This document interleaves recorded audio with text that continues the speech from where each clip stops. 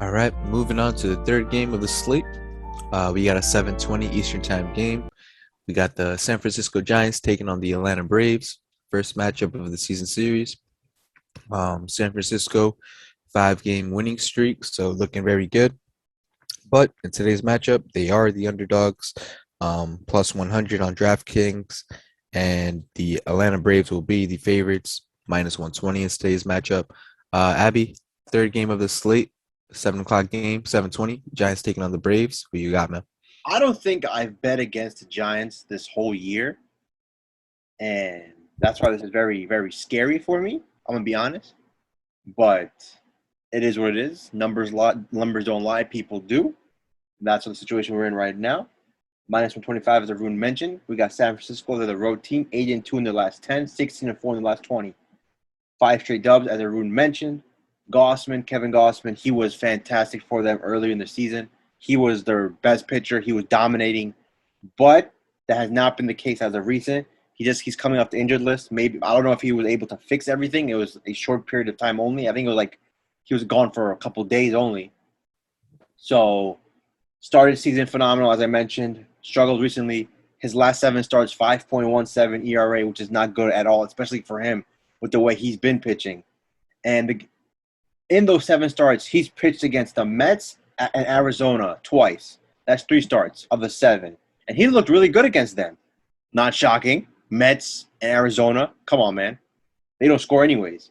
But when you look at when he pitched against the quality teams, the Dodgers, the Astros, and the Oakland A's, yes, even though they don't score much, they're still a quality team, a playoff team. And those were the other 3 teams he's pitched against in those 7 starts. Those 3 took advantage of him.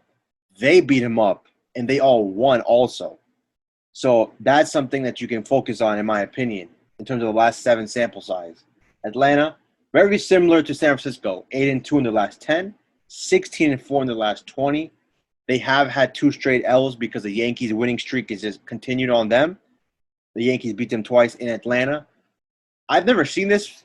Well, no, I'm not going to say I've never seen this, but I've rarely seen this. Atlanta just coming off of 2 days off.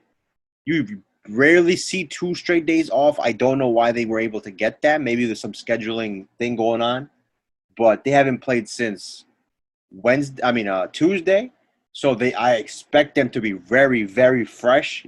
Getting 1 day off is amazing in baseball. Getting 2 straight days off, I've never seen that. Well, not never, but it's very, very, very rare to see. Then we get into the pitching. Max Fried, he's their ace, and he's been pitching like it recently. In his career versus San Francisco, he's only started against them twice. But in those 2 starts, he's been absolutely lights out, 1.5 ERA, and he's beat them both times. So he's been able to handle this team, even though it's a small sample. Fried, in his last 7 starts, 1.57 ERA, just dominating. He's coming off of a 9-inning game shutout against the Orioles. I understand that was against the Orioles, but I don't care who you are. 9 innings, complete game, shutout, that is an amazing feat no matter who you're playing against. They're all professionals. This is pro baseball. This is the major leagues. That is a huge accomplishment. That's the first time he did that, and he should be applauded for it. Also, Max Fried, last 4 starts, they've won all of them. So, minus 125, this is a close line for a reason.